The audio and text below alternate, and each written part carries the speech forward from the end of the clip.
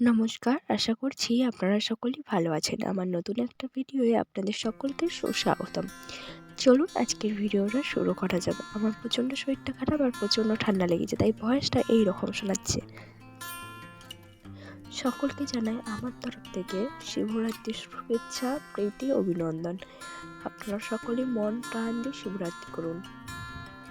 তো চলুন, আমি রেডি সেডি হয়ে বসেছিলাম, এরপর বেরিয়ে যাই, পুজো করার জন্য বেরিয়েছি। আজকে মন্দিরে যাব, তো রেডি সেডি হয়ে গেছি। তো সকলের জন্য দাঁড়িয়েছি। চলুন এখানকার মন্দিরটা, শিব মন্দিরটা কত সুন্দর সাজিয়েছে সেটা আপনাদের সাথে শেয়ার করি। এই দেখুন, বেলুন, গাঁদা ফুল, খুব সুন্দর দেখতে লাগছে। এই সপ্তাহে সাজিয়েছে বাবার বাড়িটা, খুব সুন্দর দেখতে লাগছে, তাই না? আর আজ প্রচণ্ড মানুষের ভিড়। সমস্ত মানুষ যারা শিবরাত্রি করে তারা সকলেই এসেছে। তো এই হচ্ছে হনুমানজি, আর এ পাশে আছে ছেলে শিব, ঠিক আছে? তো ছেলে ওইখানে ওই পুজো হচ্ছে, আর এখানটায় হচ্ছে যে মানে শিবরাত্রির দিন আমাদের এখানে একটু নাম সংকীর্তন হয়, সেই জন্য এখানে নাম সংকীর্তনে বসেছে। তো আর এখানে দেখছেন যে এখানে শিবের মাথায় সবাই জল ঢেলছে, আর যে যার ইচ্ছা মতন করে এখানে দুধ, দই, মধুর দিয়ে পুজো করছে শিবলিঙ্গে। তো আমি এখনও চান্স পাই না, চেষ্টা করছি আমি কখন চান্স পাই, তার জন্য আমি একটু লাইন দিয়ে দাঁড়িয়ে আছি।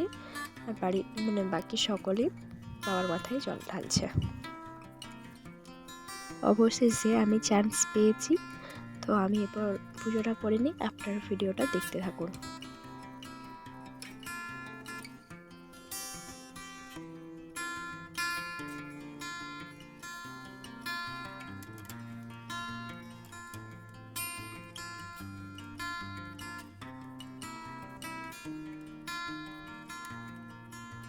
আমার তো ক্যামেরাম্যান কেউ নেই, আমি যতটুকু পেরেছি আমি আপনাদের সাথে শেয়ার করেছি। ভিডিওটা ভালো লেগে থাকলে লাইক, কমেন্ট, শেয়ার করবেন।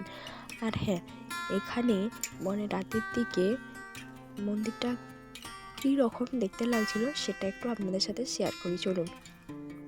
চলুন আমি রাস্তা দিকে যাচ্ছিলাম, ভাইকে ভাবলাম যে আপনাদের সাথে একটু শেয়ার করি, তাই একটু শেয়ার করলাম। ভিডিওটা ভালো লেগে থাকলে লাইক, কমেন্ট, শেয়ার করবেন। দেখা হচ্ছে নতুন কোনো ভিডিওতে আপনাদের সাথে। টাটা।